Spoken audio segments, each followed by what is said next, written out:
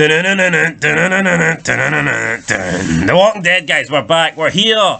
We're ready to finally sign off on season 1. So we've watched every episode. We've ranked all the characters. We've even did Then and Now. But it's time for the final video of season 1. And that's going to be ranking every episode. So it's not going to be that hard. There was only 6. Some were a lot better than others, and in my opinion, we'll talk about that when we get to it. But looking back, this season, really, it could have been a lot better. It wasn't that good, if you ask me. Yes, I totally agree with that. I think the fact that it was 6 episodes means they could have crammed a lot of good stuff in, but they actually did the opposite of that. So we have to start off with number 6. Last, and in this case, certainly least, it was TS19, episode 6, the finale of season 1. And in terms of finales, it was a really bad finale. Episode starts where the last one finishes. They find the CDC. They get welcomed into the CDC. They basically learn a bit of information about the zombies. Dr. Jenner, he is the last doctor in the CDC. I find it a bit unrealistic that they've just left one person in there, but he's the sole survivor. He's keeping the place going. He talks about his wife. He said that she was smart. She could have found the cure. The rest of the survivors get to eat. They get to shower. Basically, that's it, really. They get to live like a normal life for a bit. We have Shane and tries to get with Laurie again. Laurie isn't happy with that and just like scratches Shane's neck. Then the group wonder what's wrong with Shane. Shane just drinks himself silly, and eventually we wake up the next day, and after all the meals and after all the food and all that stuff, With Dr. Jenner's like, you're not going anywhere, brother. Yeah, so Dale's like, I've noticed that clock over there is ticking down. What happens when it hits 0? My patience with this fucking show. And Dr. Jenner explains that the whole thing is the building's going to blow. They've all been trapped in there. They won't feel it. No, they're not going to feel nothing. And every pedo ever. Long story short, the group manages to get out. Andrea wants to stay behind, but Dale blackmails her into coming with them. But Jackie stays behind with Dr. Jenner. The group managed to get out thanks to a grenade that Carol finds while washing Rick's clothes. I mean, you just couldn't write this shit. And they escape, and pretty much as soon as they get out, they get in their vehicles, they drive off, and that's the end of the episode. Yeah, so for me, very, very weak. Just not a lot happened in this episode whatsoever.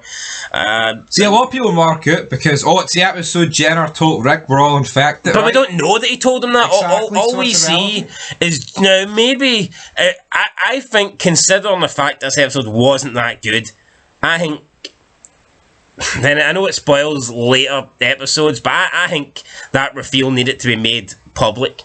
I think we need it. Even if he doesn't tell the rest of the group, I think we need to know that's what he's told Rick. Because you don't know that. All you see is Jenner whisper something to Rick. We don't know shit. Jenner could have whispered in Rick's ears, your kid's a cunt or something, And to this day, I don't understand why Rick told fucking no one until the season 2 finale. Why wouldn't he tell, the leader, your Darryls, your Shanes? I think they deserve to know. But yeah, I'll tell you where this episode ranks in our list. It ranks in last place. Let's just live in a wee farm with Herschel when he could drop dead at any point. Moving on to number 5, we have episode 5, Wildfire. Not a lot happens in this episode. Essentially, we pick up where we left off from the last episode with all the dead bodies. Half the survivors have been wiped out, and the group basically just start burning the bodies to try and prevent contamination. Jim is bit. Jim's bitten. Jackie just completely jobs him out, screams to the rest of the group that Jim's bitten. They travel to the CDC. Moralos splits for the group. Yeah, Moralos leaves, but I mean, who really cares at this stage? Halfway to the CDC, they actually pull over and they take Jim out, and Jim just basically wants to be left alone to die. So when you think about it, Jim is like, what still, to this day, Jim is wandering around. Well, he's probably been killed. Yeah, he's probably been killed, but I mean, fuck, he could have been at the CDC explosion for all we know. Yeah, I just don't know why you'd want that. Wouldn't you want the group to put your misery, or especially if he was in as much pain as he said? You know what? I know, but how many people's been put down since then? Not many people's just been left. True. So they get to the CDC after this, after leaving Jim behind. There's no answer. Rick thinks he's seen a camera move. Shane says, nah, we need to go. We need to get out of here. And the episode ends with basically the doors of the CDC opening up. So, honestly, this episode I thought was terrible. It was really, really bad. The standout moment was probably Glenn freaking out about Daryl wanting to burn the body. He's like, we don't burn the living. They get buried. You know, it wasn't that great. But the reason why it's above episode 6 is because episode 6 was a finale. You kind of have higher expectations. If they were both finales, then I would probably prefer TS19. Yeah. But the problem is, Wildfire wasn't a finale. TS19 was a finale, and it has to be. Not that I wouldn't say The Walking Dead's got a good record of finales, but this one wasn't great. No, it really wasn't. Like, I don't think the season 2 finale is that good, but compared to season 1 and season 3. Fucking great, yeah. Man, you know what I mean? So it's weird. Moving on to number 4. It's episode 4.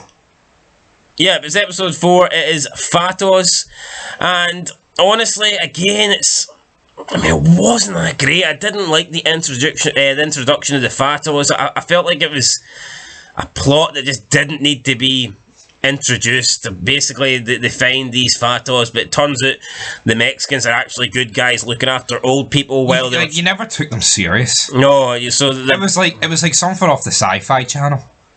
Rick ends up splitting his guns with Ames, so they go half and half on the guns. What a fucking tool.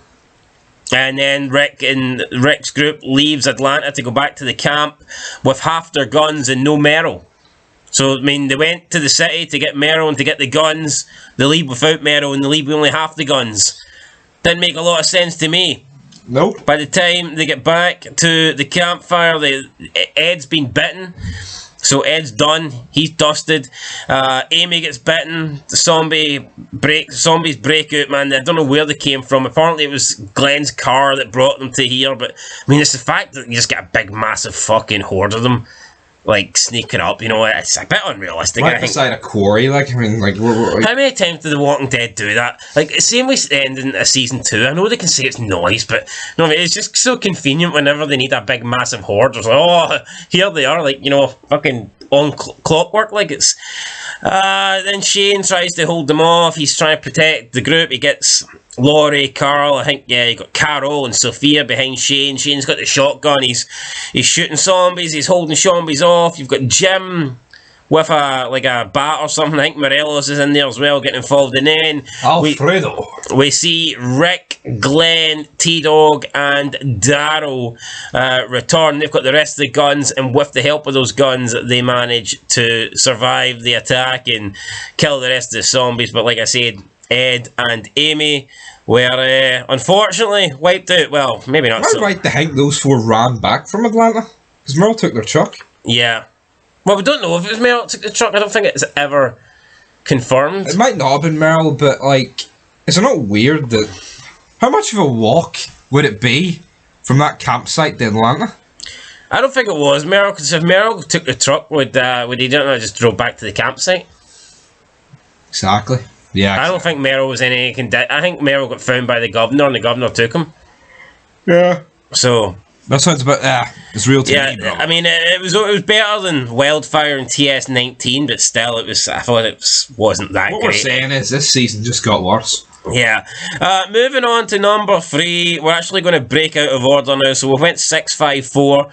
Episode number 3. There's not going to be episode 3. It's going to be episode 2. Guts.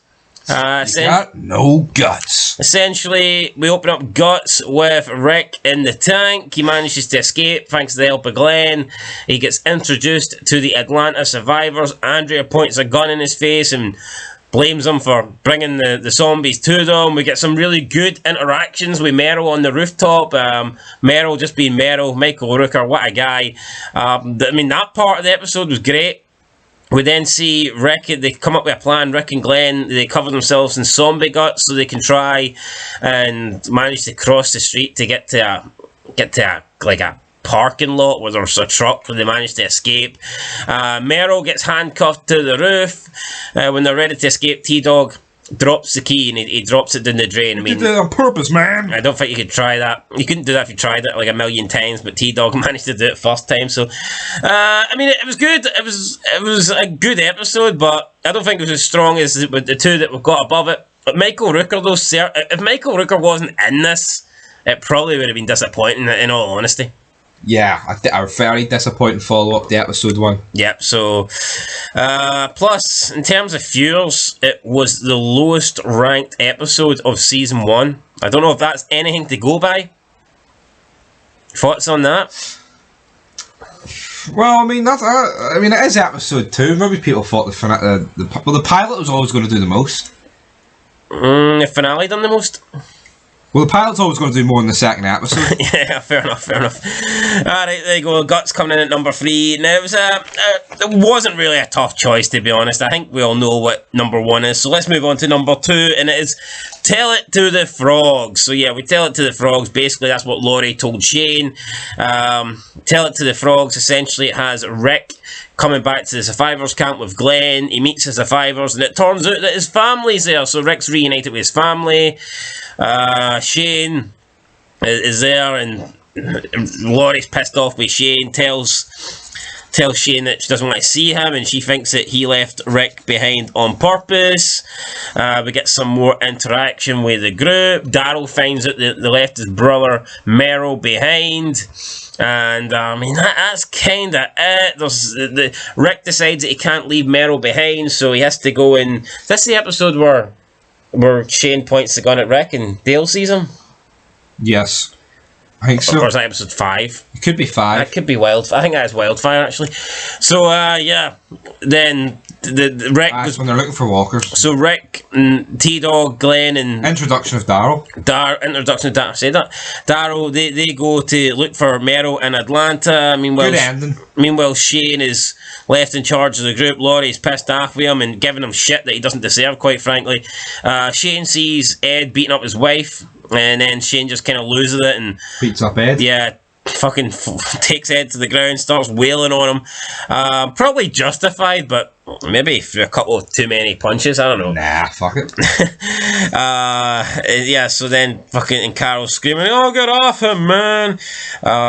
Plus, I didn't like how in the next episode, fucking Jim was like, "That man's allowed to beat on his wife. It's not Shane's fucking. It's nothing to do with Shane. It's not." Shane killed him here with who has the problem with? I know murder's murder, but nah, murder, it's murder. You can't just do that. Like, I don't think he murdered him, but I think a few punches was more than welcome. Then, like I said, when Rick and the rest of his gang get into Atlanta, they get back to the rooftop, but Meryl's no longer there. We just see his hand cut off, and that's how he managed to escape the handcuffs. So there you go. We end the episode with Meryl's escape. What I do not like about this is, though, I think this episode kinda hints, it leads you to believe that Meryl's going to be part of the show. I think the fact he's not dead and they go back for him, but then you don't really see him again till season 3. So yeah, that kind of sucked, considering at this stage he's I wonder what the plans were for Michael Rooker. Was it always just to be like a cameo? I reckon it was. Then maybe they say to him, "Look, we can fit you in season 3," because there's no way at the start they've wrote him in for season 3.